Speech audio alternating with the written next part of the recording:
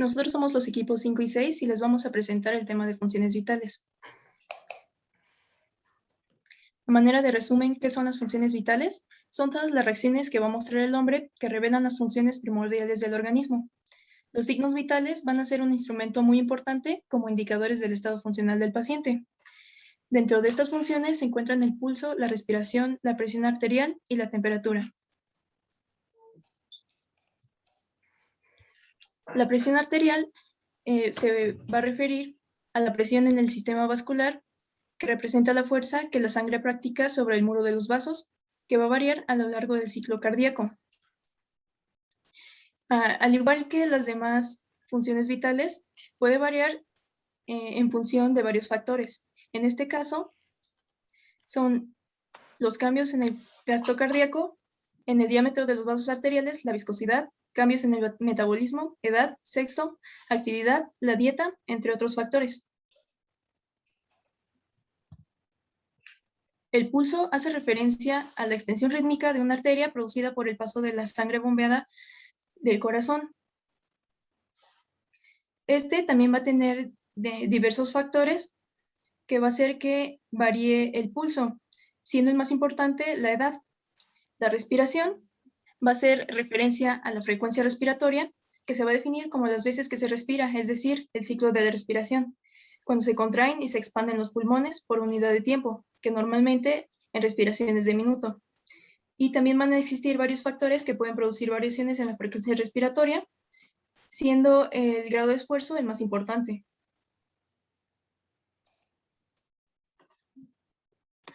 La temperatura en los seres humanos va a ser constante, va a ser mantenida por un ritmo circadiano y generalmente la temperatura de una persona sana va a oscilar entre 36 y 37 grados centígrados y puede variar alrededor de 0.6 grados día tras día. En este caso, en función de la edad, el sexo, la actividad, digestión, alimentación, temperatura ambiente, entre otros factores individuales. Yo les voy a hablar acerca de lo que es la introducción y voy a empezar con un término pues muy relativo y muy importante para lo largo de esta y que es vital. Es este término de vida que se va a dar y que nos va a ayudar a conservarla. También vamos a hablar acerca de los signos vitales como el pulso, la respiración, la presión arterial y la temperatura corporal y pues cómo medir cada uno de estos. Los signos vitales van a constituir una herramienta muy valiosa para nosotros darnos cuenta del estado funcional o de la salud del paciente. Gracias a esto, pues vamos a poder evaluarla y vamos a comprobar que los valores estén dentro de lo que es estar bien y qué pasaría si pues estos valores se suben o se bajan. Y algo muy, muy importante es que vital significa estar vivo y que si uno de estos deja de funcionar, sobreviene lo que es la muerte y si no es la muerte vamos a tener algunas secuelas. No sé si les ha pasado, por ejemplo, de la temperatura. Si la temperatura se eleva mucho, podemos llegar a tener lo que son convulsiones. Ese sería un ejemplo muy claro. ¿Cuáles son los objetivos? Bueno, primero vamos a nosotros como alumnos practicar pues la técnica de la medición de la presión arterial en pacientes. También vamos a analizar los parámetros de frecuencia cardíaca, de presión arterial, de la temperatura y de lo que es la respiración en reposo. Vamos a describir cuáles son los cambios, o sea, el procedimiento durante la práctica de estos ejercicios y vamos a lograr entender y explicar por qué varía la presión durante pues cambios de posición en nuestro paciente. Ok, solo para recordar los conceptos que vamos a ver más adelante y se los vamos a detallar, pues son estas funciones básicas como del organismo, como es la respiración, el pulso, la presión arterial y la temperatura. Yo les voy a hablar sobre la presión arterial. El sistema cardiovascular está compuesto por el corazón, el cual es un tejido muscular que bombea la sangre a todo nuestro cuerpo a través de los vasos sanguíneos. Y los vasos sanguíneos, los cuales van a ser una red de venas, arterias y capilares, van a conformar el sistema de tubos elásticos de nuestro cuerpo por donde va a circular la sangre y que suministra el oxígeno desde los pulmones a los tejidos de todo el cuerpo a través de la sangre gracias al bombeo del corazón. Otra de las funciones que puede realizar nuestro sistema cardiovascular es el intercambio de sustancias y nutrientes, así como la regulación de la temperatura y la eliminación de los productos de desechos celulares de nuestro cuerpo.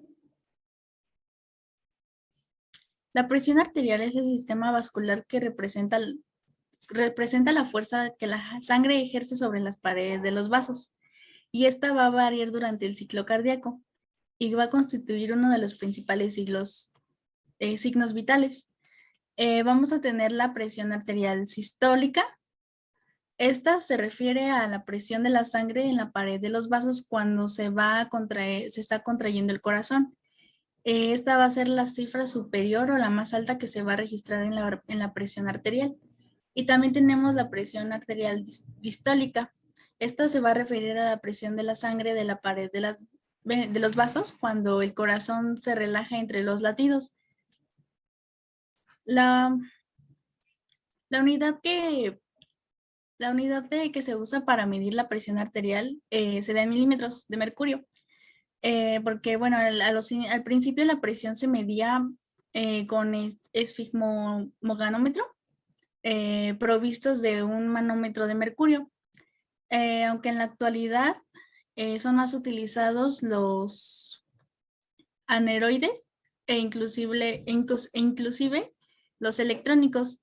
Con el uso de estos instrumentos se puede medir la presión o tensión arterial de manera indirecta, ya que se va a comprimir externamente a la arteria y a los tejidos adyacentes, suponiendo así que la presión necesaria para ocluir la arteria va a ser igual a la que hay dentro de ella.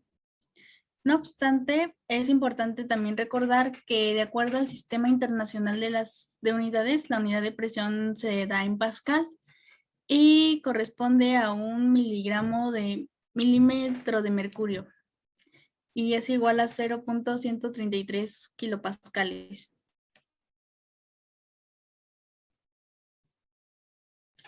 ¿Cómo se mide la presión arterial? Primero que nada, vamos a tomar uno de los brazos del paciente a palpar su pulso braquial, y esto se realiza para poder tener una idea mejor de dónde colocar posteriormente la bolsa de aire del baumanómetro.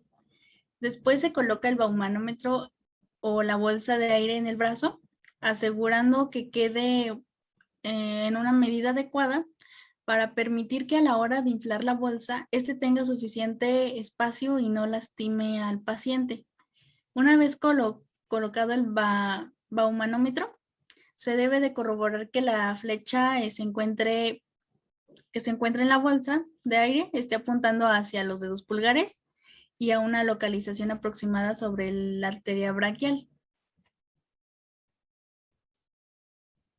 Una vez estando el baumanómetro colocado en la posición correcta, debe de colocar un estetoscopio debajo de la bolsa de aire, a nivel más o menos de donde palpamos el pulso, como se indicó en el paso número 1.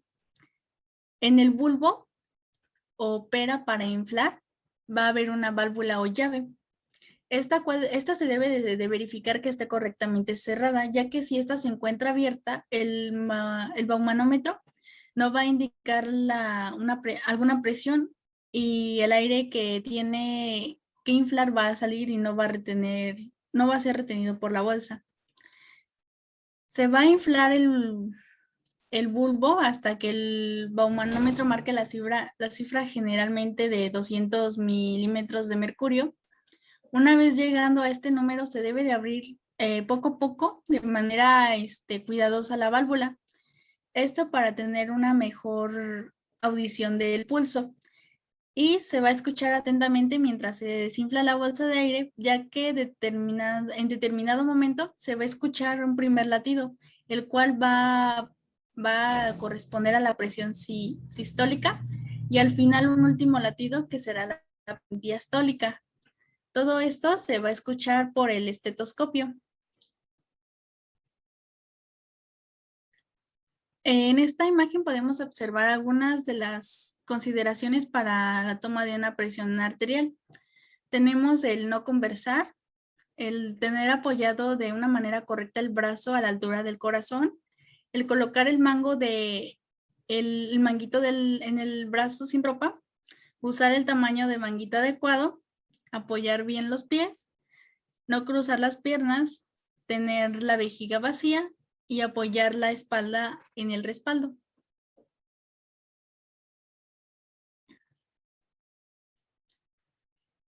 Aquí vamos a tener más que nada el resultado nos va a dar ya sea una hipotensión, una normotensión o una hipertensión. Cuando nos da una hipotensión, la presión arterial se le va a denominar así a la presión arterial más baja de lo normal, que va a estar entre los 90 y los 60 milímetros de mercurio. Cuando tenemos una normotensión, va a ser una presión arterial normal.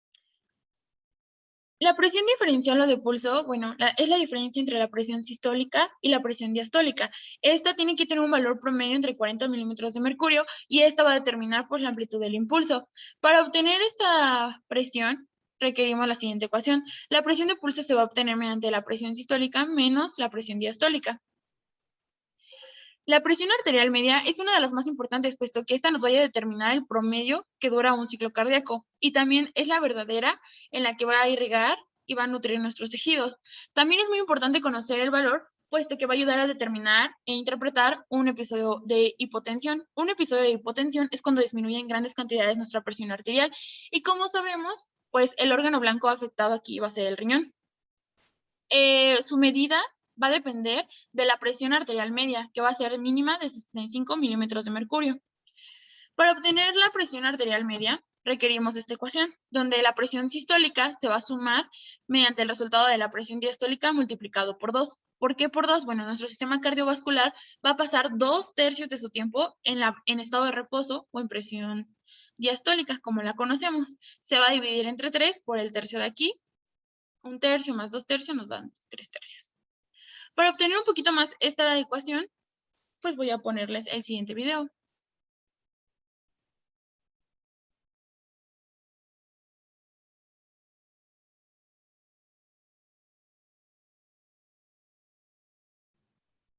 Por ejemplo, digamos que tomamos nuestra presión arterial y encontramos que tenemos una presión diastólica de 87 y una sistólica de 120. En este caso, insertamos nuestros valores en la ecuación y resolvemos. Es decir, para obtener la presión arterial media, requerimos multiplicar 2 veces nuestra presión diastólica, que sería 87 por 2. Posteriormente vamos a sumar nuestra presión sistólica, que va a ser de 120. A esto se le va a dividir entre 3, dándonos un valor arriba de 294 entre 3, un total de 98.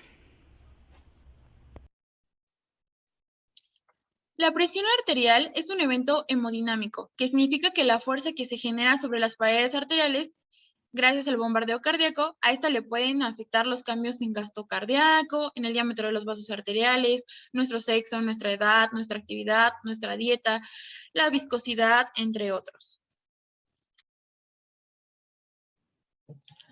De acuerdo con la clasificación de la Organización Mundial de la Salud, hecha en 1999, se puede clasificar la presión arterial en los siguientes rangos.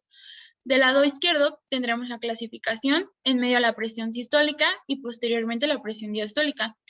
Una óptima se considera cuando la presión sistólica no es mayor a 120 y cuando la presión diastólica no es mayor a 80. Una normal va de 120 a 129 y para la presión diastólica va de 80 a 84. Una normal alta va de 130 a 139 y para presión diastólica va de 85 a 89. Una hipertensión grado 1 va de 140 a 159 y una presión diastólica en una hipertensión de grado 1 va de 90 a 99. Una hipertensión de grado 2 va de 160 a 179 y una hipertensión de grado 2 en presión diastólica va de 100 a 109. Una hipertensión de grado 3 es mayor a 80 y en presión diastólica es mayor a 110. Mi nombre es Melissa y yo les voy a hablar del pulso. El pulso es la expansión rítmica de una arteria que va a ser producida por el paso de sangre bombeada por el corazón. El pulso se controla para determinar el funcionamiento del corazón y este pulso sufre modificaciones cuando el volumen de sangre bombeada disminuye o cuando hay cambios en la elasticidad de las arterias. Tomar el pulso es un método rápido y sencillo para poder valorar el estado de una persona lesionada.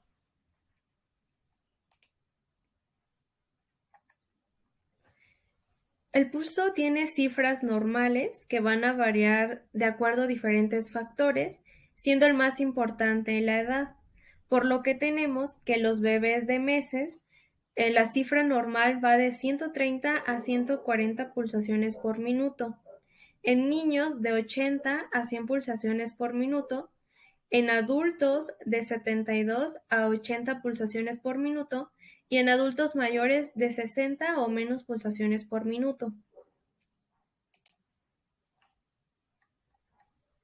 Ahora, los sitios para tomar el pulso son aquellos en cualquier superficie de una arteria que se encuentre de forma superficial y pueda comprimirse contra un hueso. Los sitios donde se puede tomar el pulso son los siguientes. Puede ser en la sien, que sería el pulso temporal, en el cuello, que es el carotidio, en la parte interna del brazo, que es la humeral, en la muñeca, que es el pulso radial,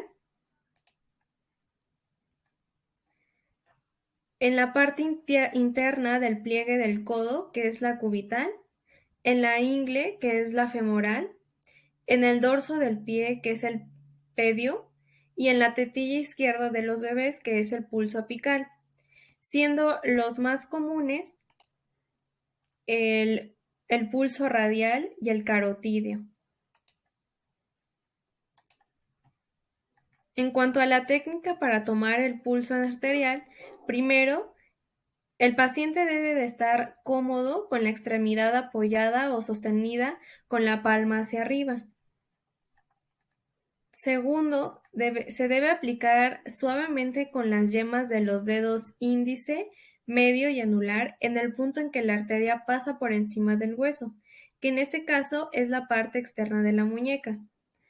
Cuente los latidos durante 15, 20, 30 o 30 segundos y multiplique ese valor por 4, 3 o 2 respectivamente si el pulso está siendo regular. Si el pulso refleja alguna irregularidad, se debe llevar un conteo durante 1 minuto completo o incluso más. Y por último, se debe registrar e interpretar el hallazgo y tomar las decisiones pertinentes de acuerdo a los datos arrojados. Bueno, yo les voy a hablar sobre la respiración. La frecuencia respiratoria se define como las veces que se respira por unidad de tiempo, normalmente en respiraciones por minuto. Los ciclos de respiración van a ser cuando se contraen y se expanden los pulmones. En condiciones de reposo, la frecuencia respiratoria alcanza unos niveles medios de 12 a 20 respiraciones por minuto. Cuando iniciamos un ejercicio físico ligero, nuestros músculos realizan más contracciones que cuando estamos en reposo. Este aumento del número de contracciones significa que demandan más energía y oxígeno.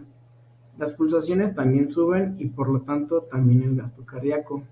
Para poder ofrecer el oxígeno extra que demanda el organismo, el cuerpo aumenta la frecuencia respiratoria. En un trabajo ligero, la frecuencia suele ser de unas 12 respiraciones por minuto. Cuando aumentamos la intensidad del ejercicio a un nivel medio, los requisitos de oxígeno van a ser mayores y la frecuencia respiratoria va a aumentar hasta los 22 ciclos respiratorios por minuto. Cuando aún estamos dentro del campo aeróbico y la intensidad es casi máxima, el número de ciclos respiratorios puede llegar a los 35 por minuto. Por último, en los ejercicios de muy corta duración y alta intensidad, también llamados anaeróbicos, los músculos esqueléticos no necesitan oxígeno para sus contracciones. Ahora veremos qué es y de qué se trata el gasto respiratorio. Lo importante es conocer que en el proceso de la respiración se involucran varios grupos musculares que se contraen al momento en que nosotros respiramos y esto requiere energía. Entonces podemos deducir que la respiración conlleva un gasto energético. Este gasto energético va a estar en función de dos cosas. La primera va a ser la frecuencia con la que estamos respirando y el volumen que inspiramos de aire. Y la segunda va a ser la resistencia que pone el aire al pasar por los distintos conductos hasta llegar a los alveolares. Ahora veremos qué sucede cuando nosotros nos encontramos en reposo. Cuando estamos en reposo, nuestros músculos o los músculos involucrados en la respiración van a llevar a cabo un proceso de inspiración.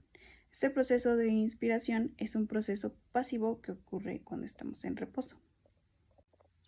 ¿Dónde se va a estar concentrando la mayor parte de energía? Dependiendo la actividad que estemos realizando. En la respiración normal, la mayor concentración de energía se va a centrar en vencer el trabajo de adaptabilidad, mientras que cuando nos encontramos haciendo ejercicio, la mayor parte de energía se va a concentrar en vencer aquella resistencia que ponen las vías aéreas con el paso del aire. Y vamos a ver que existe una técnica para valorar la frecuencia respiratoria. Esta técnica va a consistir en que lo más cómodo que esté nuestro paciente, vamos a observar sus movimientos torácicos y los vamos a contar. Si la respiración es regular, lo haremos durante 30 minutos. Si la respiración es irregular, lo haremos durante 1 minuto o más si es necesario. Por último, vamos a registrar estos datos, los vamos a interpretar y vamos a actuar según nuestro hallazgo. También va a existir el método auscultatorio y palpatorio, o bien la combinación de la palpación, la inspección y la auscultación. Como siguiente punto les voy a hablar sobre la temperatura. En los seres humanos, la temperatura del cuerpo es extraordinariamente constante. Es mantenida por un ritmo circadiano. Los ritmos circadianos son oscilaciones de las variables biológicas en intervalos regulares de tiempo. Puede variar alrededor de 6 grados día tras día, con excepción en casos de enfermedad febril.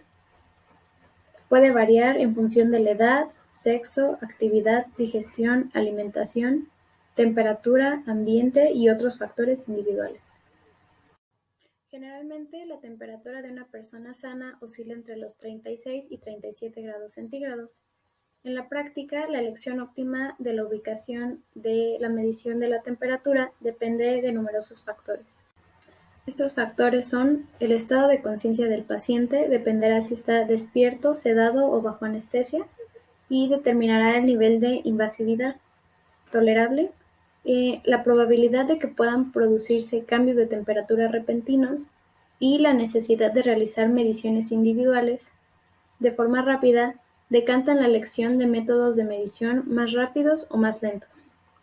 También la necesidad de disponer de un registro de la temperatura durante periodos prolongados determina la necesidad de aplicar métodos de medición discretos o continuos. Y por último, el examen sencillo para detectar fiebre o hipotermia resulta menos complejo que la obtención de la medición más precisa posible.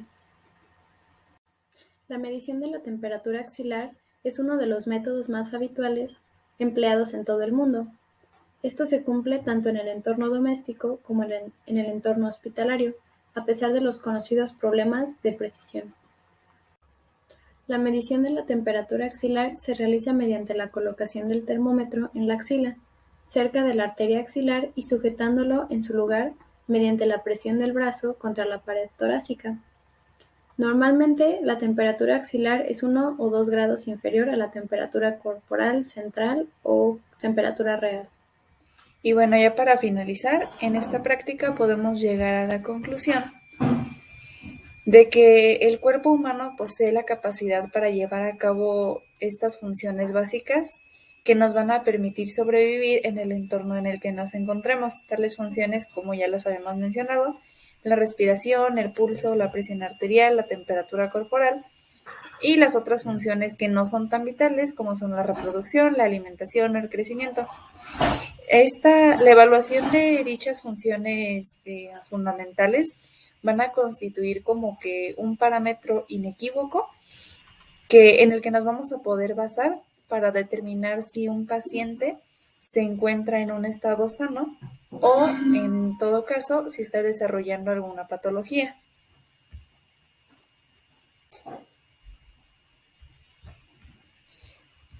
La evaluación de la presión arterial, tanto como del pulso de un paciente, es muy importante, ya que este nos va a permitir saber, identificar si su sistema cardiovascular se encuentra en estado sano o si se encuentra con alguna disfunción, y por ende conocer si el resto del cuerpo, si el resto del organismo se encuentra como en equilibrio y en correcto funcionamiento.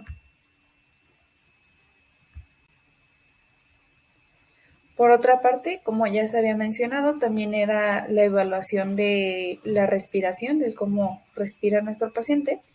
Y bueno, esta evaluación en una persona nos va a permitir conocer el estado en el que se encuentran sus pulmones, así como también vamos a poder examinar si se está cumpliendo con la función que debe cumplir de manera adecuada o normal, o si está existiendo también alguna disfunción que no nos permita que el organismo se desenvuelva de la manera en que debe ser. Por ejemplo, ahorita en estos tiempos que podemos ver que el COVID afecta pues principalmente en la parte de los pulmones y se evalúa mucho pues todo ese sistema, el sistema respiratorio. Por otro lado, pues ya habíamos mencionado la toma de la temperatura corporal, que puede ser en la boca, puede ser en la axila, puede ser en los oídos, y esto nos va a permitir examinar si existe alguna patología en el organismo y que esté provocando como algún proceso, podría ser infeccioso, y que esté como generando enfermedades febriles, y de esta manera poder iniciar un tratamiento oportuno, o en su caso, si ya se había iniciado este tratamiento, saber si está funcionando como debe ser o si está siendo más bien algo contraproducente.